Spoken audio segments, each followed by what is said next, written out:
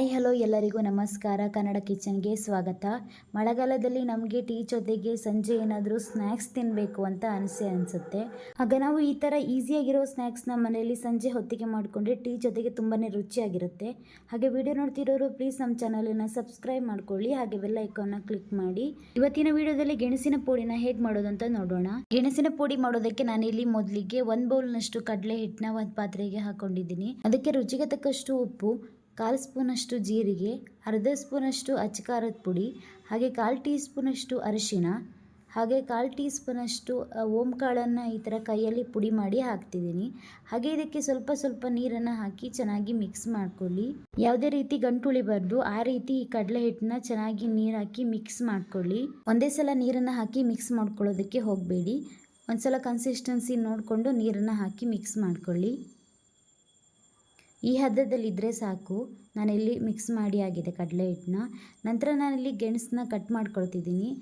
ಒಂದು ಅರ್ಧ ಗೆಣಸನ್ನ ಚೆನ್ನಾಗಿ ತೊಳೆದು ಅದನ್ನ ಈ ಥರ ಸ್ಲೈಸ್ ಆಗಿ ಕಟ್ ಮಾಡ್ಕೊಳ್ತಿದ್ದೀನಿ. ಈ ಗೆಣಸನ್ನ ಸ್ವಲ್ಪ ತೆಳುವಾಗಿ ಸ್ಲೈಸ್ ಆಗಿ ಕಟ್ ಮಾಡ್ಕೊಳ್ಳಿ. ನಾನಿಲ್ಲಿ ಎಲ್ಲ ಗೆಣಸನ್ನು ಈ ಥರ ಕಟ್ ಮಾಡಿ ಇಟ್ಕೊಂಡಿದ್ದೀನಿ. ನಂತರ ನಾನು ಕಡಲೆ ಹಿಟ್ಟಿನ ಮಿಶ್ರಣದಲ್ಲಿ ಅದ್ದಿ ಇದನ್ನ ಎಣ್ಣೆ ಬಾಣಲಿಗೆ ಬಿಟ್ಕೊಳ್ತಿದ್ದೀನಿ. ನಾನು ಗೆಣಸನ್ನ ಕಟ್ ಮಾಡುವಾಗಲೇ ಎಣ್ಣೆನ ಕಾಯೋದಕ್ಕೆ ಇಟ್ಟಿದ್ದೆ. ಅದು ಚೆನ್ನಾಗಿ ಬಿಸಿಯಾಗಿದೆ. ಅದಕ್ಕೆ ಈಗ ಒಂದೊಂದೇ ಗೆಣಸನ್ನ ಈ ಥರ ಕಡಲೆ ಹಿಟ್ಟಲ್ಲಿ ಅದ್ದಿ ಎಣ್ಣೆಗೆ ಬಿಡ್ತಿದ್ದೀನಿ. ಎಲ್ಲ ಗೆಣಸನ್ನು ಒಂದೇ ಸಲ ಕಡಲೆ ಹಿಟ್ಟಿಗೆ ಅದ್ದಿ ಎಣ್ಣೆಗೆ ಬಿಡೋದಕ್ಕೆ ಹೋಗಬೇಡಿ, ಆಗ ಕೋಟಿಂಗ್ ಎಲ್ಲ ಚೆನ್ನಾಗಿ ಬರಲ್ಲ. ಅದರಿಂದ ಒಂದೊಂದೇ ಗೆಣಸನ್ನ ಈ ಥರ ಕಡಲೆ ಹಿಟ್ಟಲ್ಲಿ ಅದ್ದಿ ಎಣ್ಣೆಗೆ ಬಿಟ್ಕೊಳ್ಳಿ, ಆಗ ಕೋಟಿಂಗ್ ಎಲ್ಲ ಚೆನ್ನಾಗಿ ಬರುತ್ತೆ. ಈ ಗೆಣಸಿನ ಪುಡಿ ಟೀ ಜೊತೆಗಂತೂ ತುಂಬಾ ರುಚಿಯಾಗಿರುತ್ತೆ. ಮಾಡೋದಕ್ಕಂತೂ ತುಂಬ ಸಿಂಪಲ್. ಇದನ್ನು ನೀವು ಮೀಡಿಯಂ ಫ್ಲೇಮಲ್ಲಿ ಇಟ್ಟು ಎರಡೂ ಕಡೆ ಚೆನ್ನಾಗಿ ಬೇಯಿಸ್ಕೊಳ್ಳಿ. ಹೈ ಫ್ಲೇಮಲ್ಲೆಲ್ಲ ಇಟ್ಟು ಬೇಯಿಸ್ಕೊಳ್ಬೇಡಿ. ಆ ಥರ ಬೇಯಿಸ್ಕೊಂಡ್ರೆ ಮೇಲ್ಗಡೆ ಮಾತ್ರ ಚೆನ್ನಾಗಿ ಕೆಂಪಾಗಿರುತ್ತೆ, ಒಳಗಡೆ ಏನು ಗೆಣಸು ಬೆಂದಿರಲ್ಲ. ಇದಕ್ಕೆ ನಾನು ಸೋಡಾ ಏನು ಹಾಕಿಲ್ಲ, ಹಾಗೆಯೇ ಪುಡಿನ ಮಾಡ್ಕೊಂಡಿದ್ದೀನಿ. ಆದರೂ ಇದು ಚೆನ್ನಾಗಿ ಉಬ್ಬಿ ಬಂದಿದೆ.